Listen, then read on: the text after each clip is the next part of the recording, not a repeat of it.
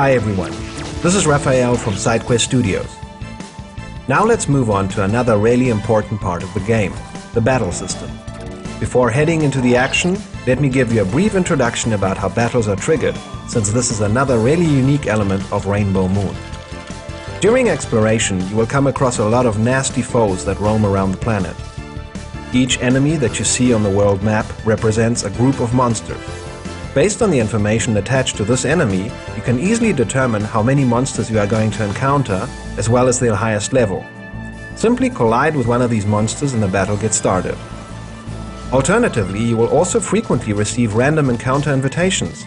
Random encounters are completely optional and can be disregarded if you choose to.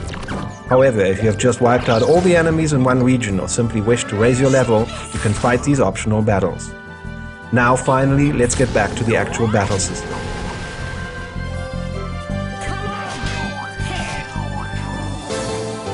All battles take place on a grid-sized map and are completely turn-based. That's right, just like the good old days. No stress, no chaos. Take your time to observe the situation and make the right move. Up to 3 of your party members will engage into battle against a large variety of evil creatures. Early on in the game, you begin with Baldrin, the main hero of our story. He's a well-balanced melee fighter and will receive a healthy mix of offensive and supporting skills throughout the game. By defeating enemies in battle, you will gain experience points, level up and receive rainbow pearls and other rewards that will eventually help you make your character stronger. I'm going to tell you more about this a little later on, but let's keep our focus on the battle system for now. During battles, you have a number of commands at your disposal, and I'm now going to demonstrate some of the most important ones to you. Move allows you to walk on the battle map field by field. Attack lets you execute a short or long-range attack command, and Defend is a great command to end your turn and make you less vulnerable to enemy attacks. If you select Item from your battle menu, you can use any item that's currently in your inventory, such as healing potions. Whenever you feel that you are on the losing streak, you can choose the Escape command and abandon the battle during your turn. Probably the most important command that you will execute a lot of times during battle is the Skill command. At this time, Baldrin is already capable of casting the Shield Bash and Earth Crusher skills. Shield Bash is a very basic skill that targets just a single enemy. It's more powerful than a normal attack, but there's really nothing more to it.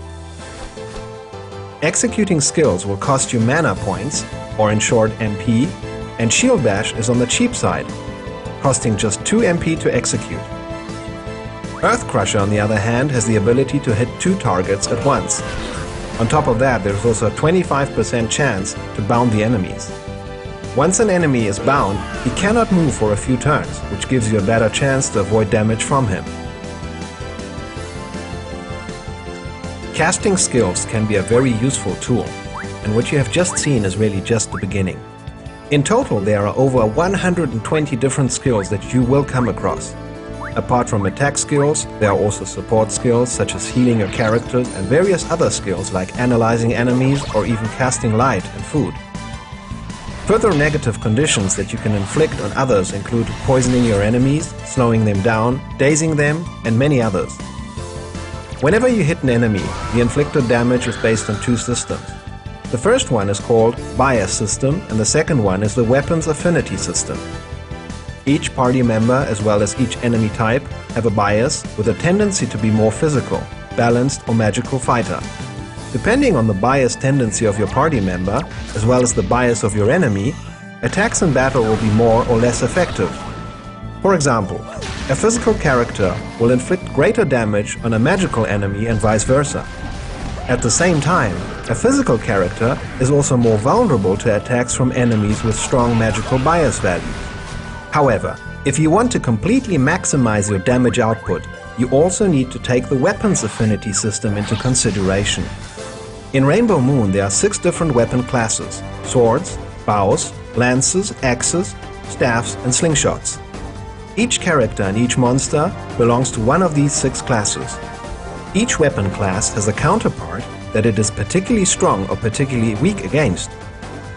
During each attack, there is a distinctive rock-paper-scissor mechanism in place that is indicated by colored damage numbers.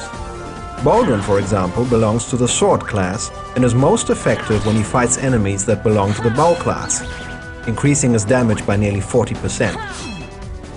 Both of these two systems, the bias and the weapon affinities, work alongside. That means that with a little bit of experience and practice, you can cause extra damage of up to 200%.